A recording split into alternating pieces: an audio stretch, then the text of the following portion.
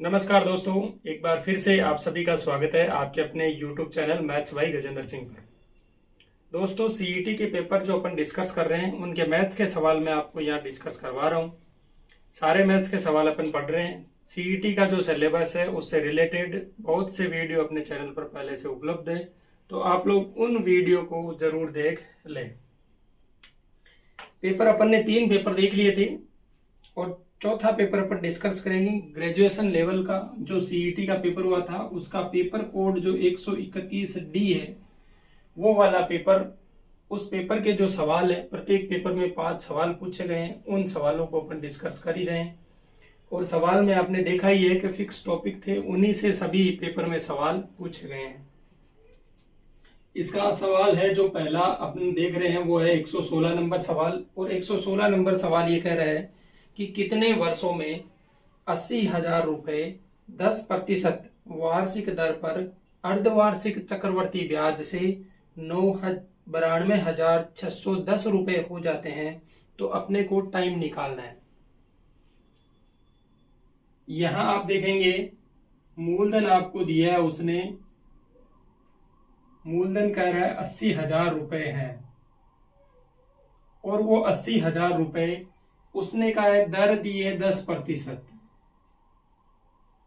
मिश्र धन उसने कहा है कि ये पैसे कितने समय में 92,610 रुपए हो जाएंगे। जब आपको ब्याज की गणना करनी है, अर्धवार्षिक गणना करनी है, और ब्याज कैसा है, चक्रवर्ती ब्याज है। 2 चीजें उसने कही है और समय आपसे पूछा है। समय आपको पूछा है कि कितने समय में जो ये मूलधन 80,000 रुपए है वो 10% ब्याज दर से 92,600 हो जाएंगे। तो हमें पता है कि चक्रवर्ती ब्याज के लिए मिश्र धन का फॉर्मूला जो है वो क्या होता है, मिश्र धन बराबर होता है मूलधन के साथ गुणा में होता है 1 प्लस दर बटा 100 और इसकी घात में होता है समय। अब देखो, जब ब्याज की गणना, चक्रवर्ती ब्याज की गणना अर्धवार्षिक हो या ब्याज की गणना साधारण ब्याज में भी अर्धवार्षिक हो, तो हमें पता है कि समय कितना हो जाता है। समय को दुगुना करते हैं और दर क्या हो जाती है, आधी हो जाती है। तो समय दुगुना और दर जो है वो आधी होगी। मतलब अपन समझेंगे यहाँ जो दर दे रखी है, अपने जो दर काम में लेंगे वो दर है वो इसकी आधी काम में लेंगे। जो समय अपने को मिलेगा वो समय जो एग्जैक्ट समय था उसका डबल मिलेगा, क्योंकि समय अपने को आधा करना रहता है। जैसे यहाँ अगर मैं कहूं कि 3 साल में 10% की दर से कितने रुपए होंगे, तो अपन समय को 3 साल नहीं लेंगे, वहां पर समय की जगह अपन कितना लेंगे, 1.5 वर्ष ही लेंगे, क्योंकि समय को आधा करना होगा, दर को आधा करना होगा और समय को डबल करके चलना होगा। तो समय अपन वहां पर डबल करके लेते हैं। दर यहाँ अपने पास चक्रवर्ती ब्याज जो अर्धवार्षिक है, इसकी वजह से जो दर होगी वो दर तो हो जाएगी आधी, कितनी, 5% हो जाएगी। अगर मैं आपसे कहूं कि मैं यहाँ पर समय जो लेता हूं वो समय मैं आपसे कहूं कि 3 वर्ष होगा, इसका मतलब दर आधी और समय दुगुना। समय यहाँ पर मैं जो काम में लूंगा वो समय में लूंगा 6 वर्ष, क्योंकि इसके अकॉर्डिंग अपन समय को क्या करते हैं, डबल करते हैं। तो यहाँ जो अपने पास समय आएगा ना, वो समय जो है वो पहले से ही डबल होके आएगा। तो अपने को अपने आंसर में लिखते समय उसको क्या करना होगा, फिर से आधा करना होगा। तो यहाँ ये तो मैंने आपको समझाया है इसलिए क्योंकि यही दिक्कत होती है इस सवाल में। अपन देखेंगे मिश्र धन कितना है, 9,292,610 रुपए। मूलधन आपका 80,000 रुपए है। 1 प्लस दर 5 लिखेंगे, बटा 100 करेंगे और घात में जो समय है वो समय लेंगे। समय का मतलब देखो, एक चीज आप ये समझें कि यहाँ देखना दर आदि और समय क्या होगा, हम 6 महीने को यहाँ पर 1 साल मानेंगे, तो जो भी मिलेगा वो 6 माही मिलेगी यहाँ पर, और उस 6 माही को आपको साल में कन्वर्ट करते हुए लिखना है। तो अभी देखेंगे जो समय आएगा उसका आधा कर देंगे अपन। तो यहाँ से अपन देखेंगे 9,002, ये 92,610, 80,000 को मैंने भाग में भेज दिया। इस तरफ अपन देखेंगे 100 एलसीएम लेके, यहाँ मैं 100 एलसीएम ले लेता हूँ, तो ये होगा 100 और प्लस 5 तो 105 हो जाएगा, और इसकी घात समय, 0 से 0 कैंसिल हो रहा है, 9,261 बटे 8,000 है, इक्वल टू में है, इसे काटेंगे तो देखो ये 5 से 20 बार, ये 5 से 21 बार, तो 21 बटा 20 और इसकी घात समय। अब देखो यहाँ मुझे पता है कि ये जो है वो 21 बटा 20 का क्या है, क्यूब है। 21 का क्यूब करने पर 9,261 होता है, और 20 का क्यूब करने पर 8,000 होता है। इसी प्रकार इस तरफ भी 21 बटा 20 और इसकी घात समय। हमें पता है आधार समान हो तो घातें समान होती है, तो समय आ गया 3 6 माही, क्योंकि अपन ने किससे गणना की है, अर्धवार्षिक से की है। 3 6 माही का मतलब हो गया 1.5 वर्ष। तो जो ऑप्शन है वो ऑप्शन जो आप देखोगे वो 3 वर्ष वाला ऑप्शन आपको पहले ही ऑप्शन में उसने दिया है, तो वहां पर क्या होगा, 3 वर्ष नहीं होगा, 1.5 वर्ष वाला ऑप्शन सही होगा। और यही ट्विस्ट था, एग्जामिनर ने 3 वर्ष दिया था और पहला ही ऑप्शन 3 वर्ष दिया है, क्योंकि उसे पता था आपके जब समय 3 आएगा तो आप 3 वर्ष वाला ही ऑप्शन सही करेंगे। लेकिन ध्यान रखना, जब आपने चक्रवर्ती ब्याज की दर आधी की है तो समय डबल आपको मिलेगा, उसको वापस आधा करना होगा। ये चीज नोट करने वाली है। अगर ये आपके माइंड में नहीं आता है कि ये 3 6 माही मिली है, तो आप 3 वर्ष के ऑप्शन को टिक करोगे, पूरी मेहनत करने के बाद सवाल गलत कर दोगे।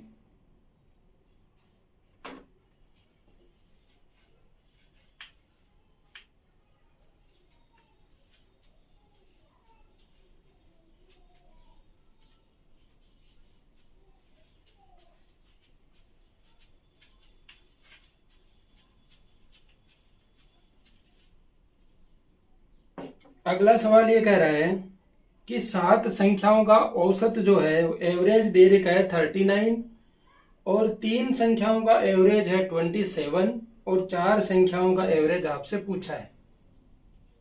देखो वो कह रहा है कि 7 जो है नंबर, उनका एवरेज उसने दिया है कि 39 है। 117 नंबर सवाल है, 7 संख्याओं का एवरेज 39 है, तो 7 संख्याओं की टोटल अपन देखेंगे क्या होगी, 7 × 39, 9 7 63, हाथ की 6, 7 21 और 6 27, 273 टोटल हो गई 7 संख्याओं का योग। अब वो कह रहा है कि 3 संख्याओं का एवरेज जो है वो दे रखा है 27, तो इन 3 संख्याओं की टोटल अपन देख लेंगे। 3 × 27 जो हो गया 81।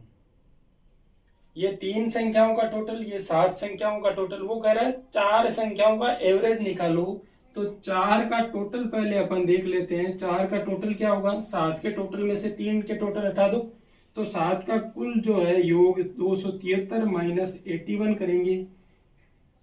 यहां से आप देखेंगे इसको घटाएंगे तो घटाने पर आएगा ये कितना, 192।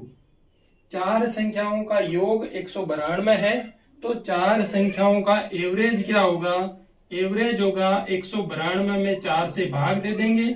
4 से भाग देंगे तो 4 चौके 16, 3 बचे 32 और 8 तिया 8 चौके 32, 48 जो है ऑप्शन में है वो ऑप्शन राइट हो जाएगा। 4 संख्याओं का औसत कितना हो गया, 48 जो है वो आपका आ गया।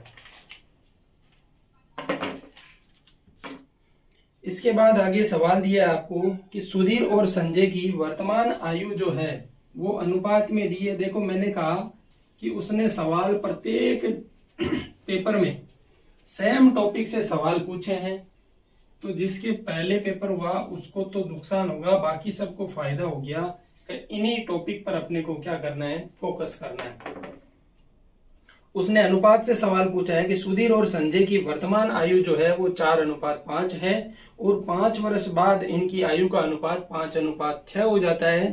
तो वर्तमान आयु क्या है? देखो, वर्तमान आयु उसने कहा है कि इसका अनुपात 4:5 है। इधर क्या है, सुधीर है, सुधीर और संजय की बात हो रही है। जब दो अनुपात दे रखा हो, 5 वर्ष बाद में वो कह रहा है इनका अनुपात 5:6 हो जाता है। जब यहाँ का डिफरेंस दोनों का सेम आ रहा है, एक का डिफरेंस हो रहा है, तो एक का डिफरेंस किसके बराबर है? 5 साल जोड़ रहा है उसके बराबर है। 1 बराबर 5 है। सुधीर का पूछा है 4 बराबर कितना हो जाएगा? 4 गुना 5 20 हो जाएगा। सीधा सवाल करना चाहो तो ऐसे कर सकते हो, मेथड से अपन पूरा मेथड मैं बता देता हूं। सवाल कह रहे हैं सुधीर और संजय इनकी वर्तमान आयु का अनुपात 4:5 है। अपन मान लेते हैं अनुपात के साथ कुछ और होगा तभी अनुपात लिया है, तो ये हो जाएगा 4x और 5x। फिर सवाल कह रहा है कि इनकी आयु में 5 वर्ष का योग करते हो तो इनका अनुपात 5:6 हो जाता है। ये कह रहा है अकॉर्डिंग टू क्वेश्चन। यहां से अपन वज्र गुणन करेंगे, 6 चौके 24x प्लस 6 पंजे 30 इक्वल टू 5 25x प्लस 25। यहां देखेंगे 24x है, 25x है, इस तरफ भेज देंगे तो यहाँ तो x बचेगा, 25 इधर भेजेंगे तो यहाँ 5 बचेगा। x की वैल्यू कितनी है? 5 है।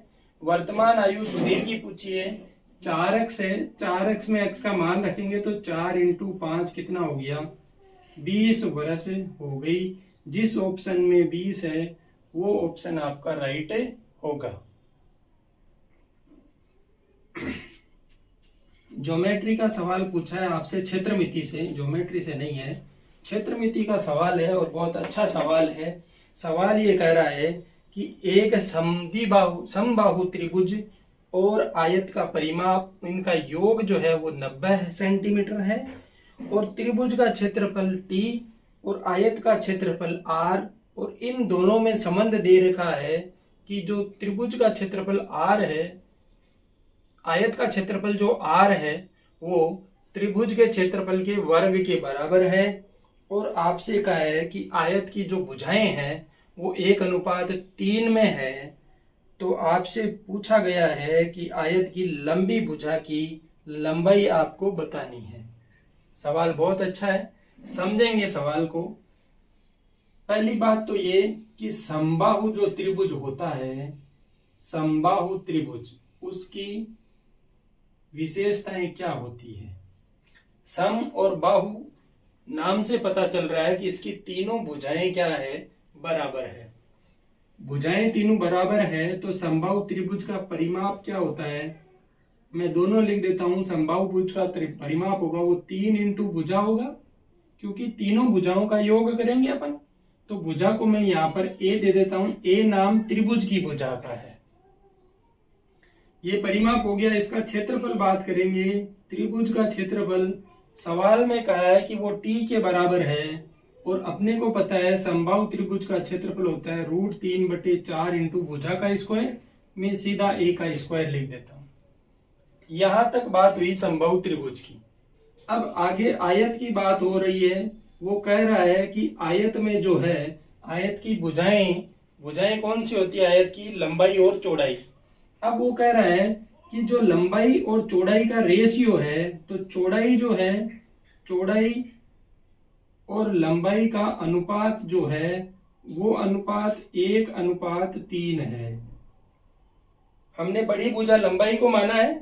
अब बड़ी भुजा का ही मान निकालना है तो अपन देख लेंगे, जिसके साथ 3 का अनुपात होगा वो होगी। यहां से मैं x से गुणा कर देता हूं तो लंबाई हो जाएगी 3x, चौड़ाई हो जाएगी x। अब सवाल में चलते हैं। सवाल कह रहा है जो r है, आयत का क्षेत्रफल क्या होगा? आयत का क्षेत्रफल कह रहा है कि r है। सवाल तो कह रहा है r है, लेकिन अपने को पता है लंबाई इंटू चौड़ाई होता है इनके मान रख दो, x इंटू 3x बराबर हो गया 3x²। अकॉर्डिंग टू क्वेश्चन अपन बात करें तो वो कह रहा है कि r जो है वो t² के बराबर है। r और t के मान अपन यहां से रख देते हैं। r का मान हो गया 3x² इक्वल टू यहाँ t का स्क्वायर करना है अपने को, तो √3/4 इंटू a² का स्क्वायर। अब अपन देखेंगे, अपने को देखो मान निकालना है आयत की जो बड़ी भुजा है, बड़ी भुजा क्या है 3x, उसका मान निकालना है। तो अपने को 3x का मान चाहिए, मतलब x की वैल्यू निकालनी है। यहां से एक फॉर्मेट बन रहा है, यहां मैं देखो इसका वर्ग कर देता हूं, ये हो जाएगा 3x² इक्वल टू 3/16 a⁴। 3 से 3 cancel, 16x² equal to a⁴, ये हो जाएगा 4x इक्वल टू a⁴। भुजा स्क्वायर का मान ये हो गया। पहले सवाल में उसने कहा था कि त्रिभुज का परिमाप और आयत का परिमाप, इनका योग जो है वो योग किसके बराबर है, 90 के बराबर है। तो त्रिभुज का परिमाप तो हो गया 3a, आयत का परिमाप हो जाता है 2 कोष्टक लंबाई प्लस चौड़ाई, तो चौड़ाई हो गई x, लंबाई हो गई 3x। ये उसने 90 दिया है, ये पहली लाइन कह दी है। यहां से अपन एक फॉर्मेट, ये आ गया x और a में संबंध, एक ये हो गया x और a में संबंध। यहां से दोनों के मान निकालेंगे, मान निकालने पर x का मान आएगा, वो रख देंगे।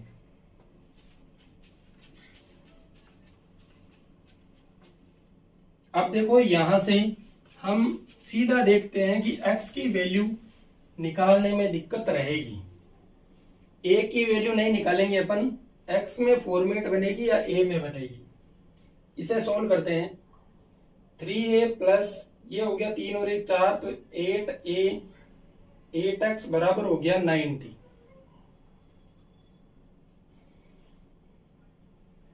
यहां से अपने पास 4x का वैल्यू यहां रख देते हैं, तो 4a में है, 4x की जगह अपन रख देंगे, 4x की जगह ये हो जाएगा 3a प्लस 2, और 4x की जगह हो जाएगा a² इक्वल टू 90, ये हो जाएगा 2a² plus 3a minus 90 equal to 0।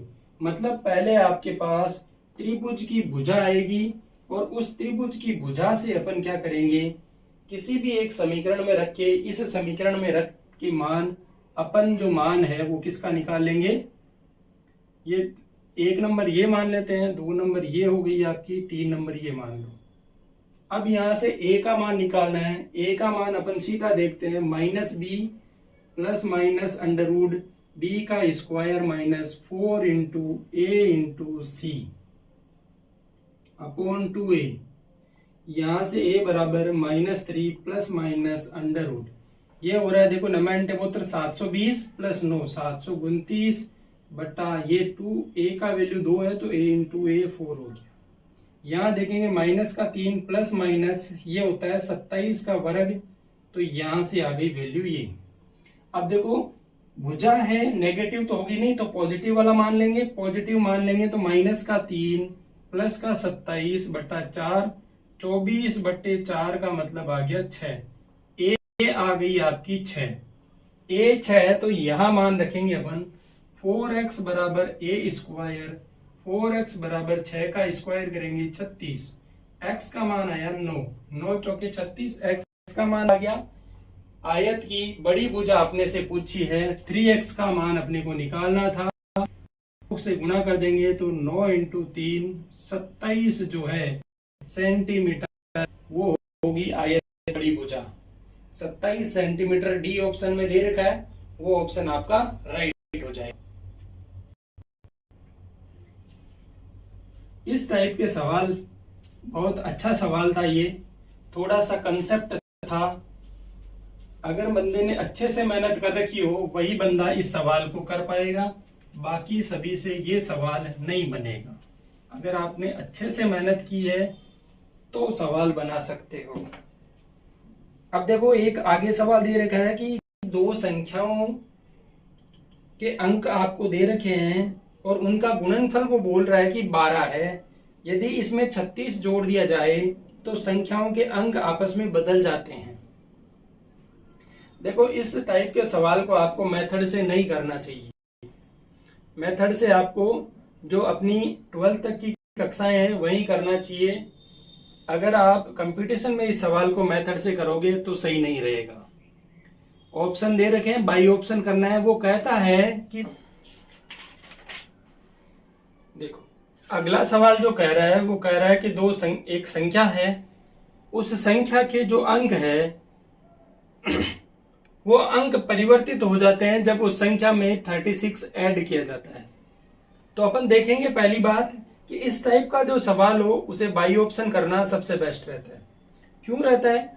क्योंकि ऑप्शन में अपन 36 ऐड करेंगे और 36 ऐड करने के बाद अपन देखेंगे क्या उस संख्या का उल्टा आ रहा है, इकाई का अंक दहाई के अंक की जगह जाता है, नहीं जाता है।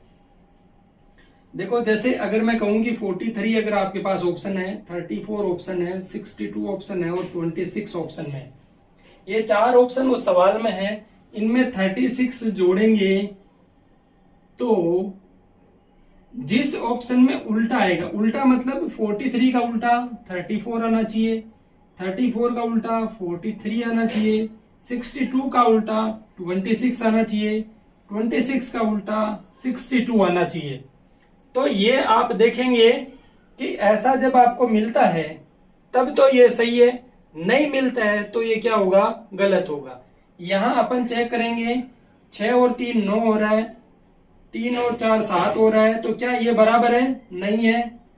अब आगे देखेंगे अपन कि 6 और 4 10, हाथ की 1, 3 और 3 6 और 1 7, क्या 70 43 बराबर है? नहीं है, तो ये भी नहीं होगा।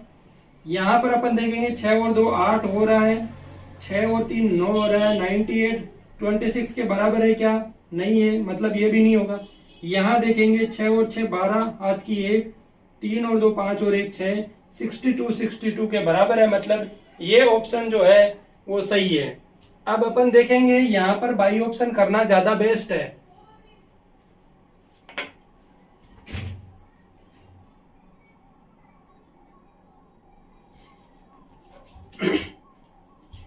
इसे अपन ने देख लिया, बाई ऑप्शन करना ज्यादा बेस्ट है।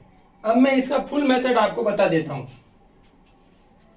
करना बाई ऑप्शन ही है एग्जाम में। तो अगर आप 10वीं 11वीं 12वीं का विद्यार्थी अगर ये सवाल देख रहा है तो उसके लिए देखो, इकाई के अंक को हमेशा सीधा लिखा जाता है और दहाई के अंक के साथ 10 गुणा करते हुए लिखते हैं जोड़ में। सैकड़ा का अंक हो तो उसको 100 से गुणा करते हुए लिखते हैं। जैसे मैं मानूं कि इकाई का अंक अगर किसी संख्या का x है, दहाई का अंक उसका y है, इसको अगर संख्या फॉर्मेट में लिखेंगे तो संख्या होगी क्या, दहाई का अंक 10 से गुना होगा प्लस होगा इकाई का अंक। जैसे मैं कहूं कि मेरे पास 13 है, यहां पर इकाई का अंक तो क्या है 3, दहाई का अंक क्या है 1। अब संख्या लिखनी है तो मैं 1 और 3 ऐसे तो लिखूंगा नहीं, क्योंकि इसको जोड़ूंगा तो 1 और 3 4 हो जाएंगे। अगर योग फॉर्मेट में लिखना है तो मैं इसे करूंगा 10 से गुणा प्लस कर दूंगा 3, 1 को 10 से गुणा करेंगे 10 प्लस 3 क्या हो रहा है 13, जो की संख्या मिल रही है। अब फॉर्मेट में वो कह रहा है कि इस संख्या में 36 जोड़ देते हो तो ये अपना स्थान चेंज कर लेते हैं, मतलब अब हो जाएगा 10x प्लस वाई। अब 10x प्लस वाई हो जाएगा। यहां इस इक्वेशन को सॉल्व करेंगे, सॉल्व करने पर एक फॉर्मेट आपको मिलेगी। फॉर्मेट देखो क्या मिल रही है, यहां अपन देखेंगे y को इस तरफ भेजेंगे 9x प्लस 36, x को इस तरफ भेज दो 9x। यहां एक फॉर्मेट मिलेगी, 9 कॉमन लेके काट देते हैं, ये हो जाएगा 9y। इस y को इधर लाएंगे तो 9 कॉमन लेके काट दिया, अब बचेगा y प्लस 9 चौके 36 equal to x। x minus y equal to क्या आ रहा है, x minus y equal to 4 आ रहा है। अपने जो ऑप्शन थे 43, 34, 62, 26, एक ऑप्शन तो देखो इनका अंतर कितना है, 1 का अंतर है, अपने का अंतरा 4 आ रहा है, मतलब ये ऑप्शन भी नहीं ये भी नहीं। अब 2 ऑप्शन बचे आपके पास। अब सवाल में कहा है कि उन संख्याओं को गुणा करें अंकों को, तो गुणा करने पर 12 मिलता है, मतलब x इंटू वाई करें तो 12 होगा, x और y का गुना कितना दे रखा है, 12 दे रखा है। अपन देखेंगे पहले, देखो 12 4 का 3 से 12 हो रहा था, यहाँ 12 हो रहा था, यहाँ 12 हो रहा था, यहाँ भी 12 हो रहा था, ठीक है। अब अपन देखेंगे कि इनमें ये दो संख्याएं आपके पास ऑप्शन में बच गई।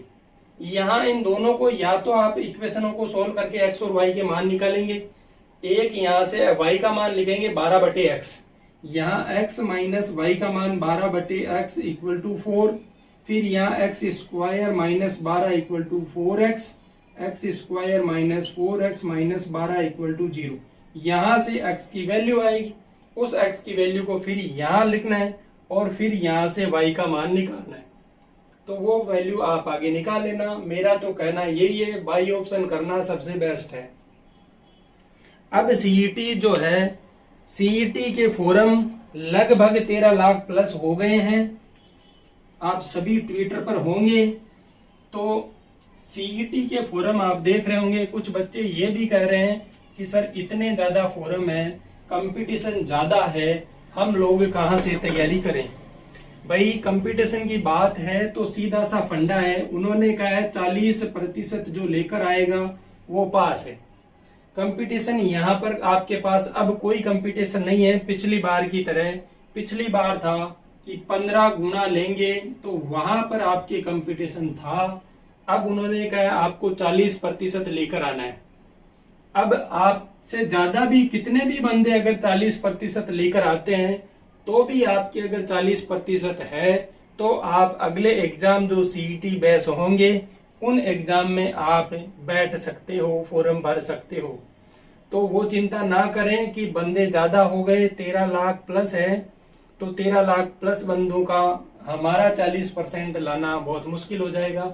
ऐसा कुछ नहीं है, आपको सिर्फ 40% लेकर आना है, नेगेटिव मार्किंग है नहीं, तो ये भी आपके लिए प्लस पॉइंट है। एक भी सवाल आपको छोड़ना नहीं है, तुक्के लगा कर आना है, पूरे के पूरे सवाल आप करके आओगे, सभी में तुक्के। यहाँ नेगेटिव मार्किंग नहीं होने का फायदा होगा, अगर आपके 10 तुक्के भी सही हुए तो भी आपके 40% में आप जाओगे। लेकिन ये है, सिलेबस इतना बड़ा दे रखा है और उस इतने बड़े सिलेबस के अकॉर्डिंग देखेंगे तो आपको देखना है हमारा कौन सा पार्ट सबसे ज्यादा मजबूत है, उस पार्ट को पूरा प्रिपेयर करें ताकि उसके नंबर तो आप कम से कम पूरे ला सको। जैसे मैं तो रीजनिंग हो गई, हिंदी इंग्लिश हो गई, वहां पर आपको ज्यादा पढ़ने की जरूरत नहीं है, सेलेक्टेड टॉपिक पढ़ के भी आप अच्छे से क्या कर सकते हो, उनके पूरे नंबर ला सकते हो। तो ध्यान रखना, एक बात तो ये ध्यान रखेंगे कि ये माइंड से निकाल दो कि यहाँ पर कंपटीशन ज्यादा है। कोई कंपटीशन नहीं है, आपको सिर्फ और सिर्फ 40% लेकर आना है। जो आरक्षण वाले बंदे हैं उनको 35% का बोल रखा है, तो उनके लिए 35% है और 40% है। तो 40% अगर आप लेकर आते हो, भले ही आपसे 50, मैं तो कहता हूँ पूरे 13 लाख बंदे ही 40% ले आएंगे तो भी वो पूरे क्वालिफाई रहेंगे, आप भी उनके साथ ही क्वालिफाई रहोगे। ध्यान रखना 40% लेकर आना है। 150 सवाल होंगे, इसका 40% आप देखोगे, 2 0 से 2 0 कैंसिल, 15 को 4 से गुणा करोगे तो 60 सवाल होते हैं। आप देख लेना, करेक्ट 60 सवाल आपके होने चाहिए। अगर करेक्ट 60 सवाल हो जाते हैं तब आप क्या हो, क्वालिफाई हो। भले ही आपसे ज्यादा कोई बंदा, मैं कहता हूँ कि आपने 60 सही किए तो भी आप क्वालिफाई हो, किसी ने पूरे 150 सही किए तो भी वो आपके बराबर ही है। अब सिस्टम ये कर दिया कि 60 नंबर लाने वाला भी वही है, 150 वाला भी वही है। आपने सवाल 60 सही किए, इसने सवाल 150 सही किए, भर्ती आई एलडीसी की, दोनों फॉर्म भरोगे। पिछली बार था कि जिसके ज्यादा नंबर होंगे उनको लिया था एलडीसी में, अब ऐसा नहीं है। अगर आपने 60 सवाल सही किए तो भी एलडीसी के हकदार हो, ये 150 वाला है वो भी एलडीसी का फॉर्म भरने का हकदार है।